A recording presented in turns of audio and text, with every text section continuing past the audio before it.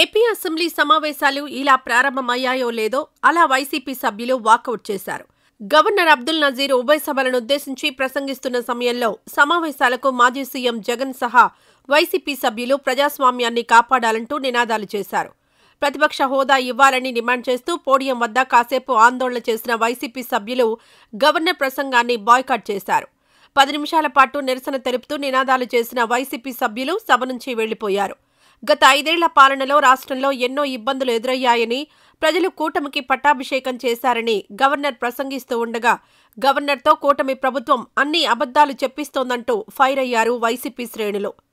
YCP సభ్యులు నిరసన తెలుపుతున్నప్పుడు జగన్, బొత్స తమ సీట్ల వద్ద నిలబడి మద్దతిచ్చారు.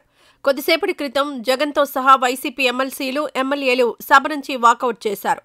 సభ జరుగుతున్న సమయంలో జగన్ తన పార్టీ సభ్యులతో కలిసి సభలో కూర్చోవడం, వాకౌట్ ముందు బొత్సకు సూచనలు చేస్తున్న వీడియో ఇప్పుడు వైరల్ అవుతోంది.